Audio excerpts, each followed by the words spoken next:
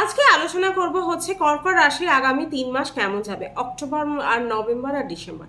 এই 3 মাসের কেমন থাকবে ভবিষ্যৎবাণী, এই সব কিছু নিয়ে হচ্ছে আজকে আলোচনা করব। ভিডিও ভালো লাগলে অবশ্যই কিন্তু লাইক চ্যানেল সাবস্ক্রাইব করতে হবে।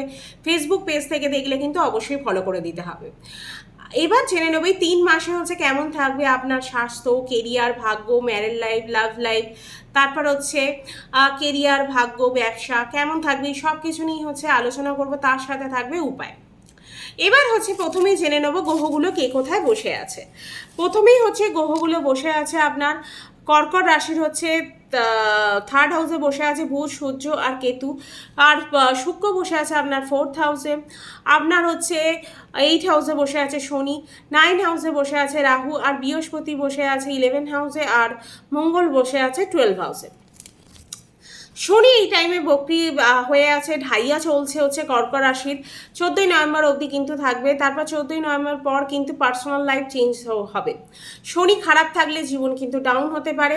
তারপর পজিটিভ নিয়ে আসবে, কিন্তু আপনার লাইফে পজিটিভিটি থাকবে, গ্রোথ নিয়ে আসবে।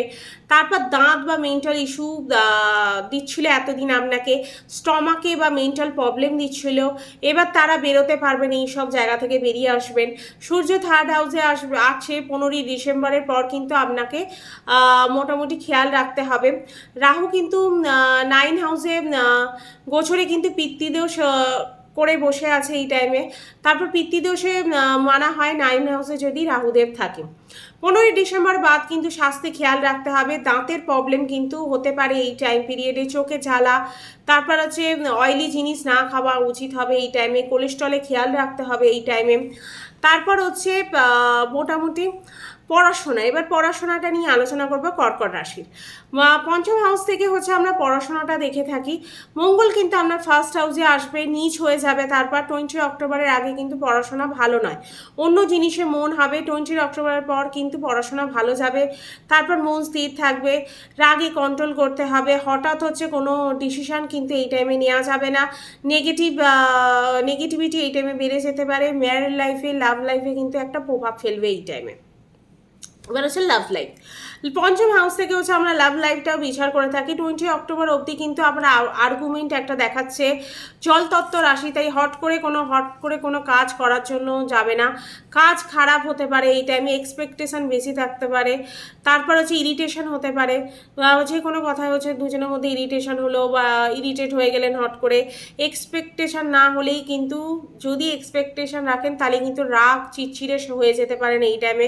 বৃহস্পতি পঞ্চম হাউসে দেখছে, আপনার ধৈর্য না থাকার জন্য কিন্তু ঝগড়া খারাপ হতে, তারপরে যে রিলেশন খারাপ হতে পারে এই টাইমে। কিন্তু রিলেশন চাই খারাপ হোক না, কিন্তু যতই ঝগড়া বা প্রবলেম আসুক না কেন, কিন্তু বৃহস্পতি দেব কিন্তু আপনাকে বাঁচিয়ে দেবে এই টাইমে। তারপর হচ্ছে ম্যারেড লাইফ। শনি কিন্তু এই টাইমে ঢাইয়া চলছে মার্চ 2025 অব্দি। লাইফ পার্টনারে ছোট সমস্যা কিন্তু দেখা যাবে এই টাইমে। না হলে কিন্তু মনে হবে হচ্ছে, এরকম একটাও টেন্ডেন্সি দেখা যাবে, যেন মনে হচ্ছে হ্যাঁ হচ্ছে। শনি 8th হাউসে আছে, তাহলে হচ্ছে ভালো যাবে। রাগকে কন্ট্রোল করতে হবে কিন্তু আপনার। রাগ যেন ম্যারেড লাইফকে কেন প্রবলেম না ক্রিয়েট করে। রাগকে যদি কন্ট্রোল করেন তাহলে কিন্তু ম্যারেড লাইফ মোটামুটি আপনার ভালো যাবে। ভাগ্য, আপনার 9th হাউসে এখন রাহু বসে আছে, 3 মাস থাকবে। সেকেন্ড পা এগোলে মানে 2 পা এগোচ্ছেন, 4 পা পিছিয়ে যাচ্ছেন, এরকম একটা টেন্ডেন্সি হচ্ছে।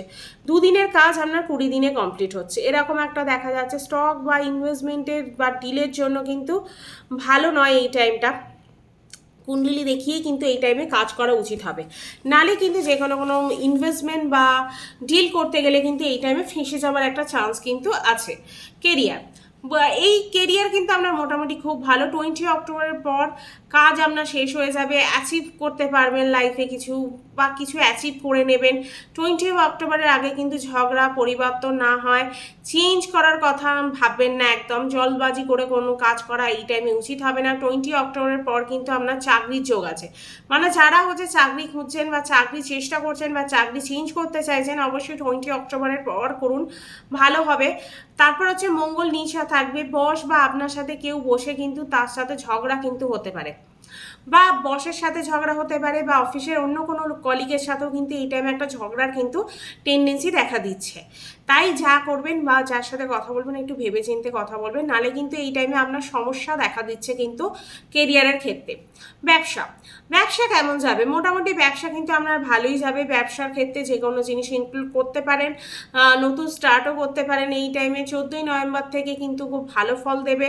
মানে যারা বিজনেস স্টার্ট করবেন অবশ্যই 14 নভেম্বর পর করুন, শনি যখন মার্গী হবেন। বুধ হচ্ছে 4 আর 5 হাউসে আসবে, তখন তাই জন্যই হচ্ছে আপনার মোটামুটি ব্যবসা কিন্তু মোটামুটি ভালোই যাবে। ব্যবসার ক্ষেত্রে সেরকম কোনো সমস্যা কিন্তু দেখা দিচ্ছে না। উপায়, রাহু ভাগ্যস্থানে আছে, তাই পক্ষীকে এই টাইমে দানা পানি কিন্তু দিতে হবে। পাখিদের দানা পানি এইসব দিলে কিন্তু মোটামুটি আপনার ভালো যাবে। তারপর রাহুর বীজ মন্ত্র করতে পারেন, চন্দ্রের বীজ মন্ত্র করতে পারেন। তারপর পূর্ণিমার দিন হচ্ছে রুদ্রাভিষেক করতে পারেন।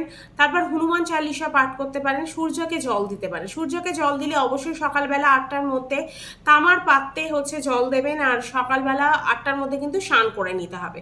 ভিডিও ভালো লাগলে অবশ্যই কিন্তু লাইক চ্যানেল সাবস্ক্রাইব করতে হবে, আর ফেসবুক পেজ থেকে দেখলে অবশ্যই ফলো করতে হবে। ভিডিও কেমন লাগছে সেটা কিন্তু অবশ্যই কমেন্ট করে জানাতে কিন্তু ভুলবেন না।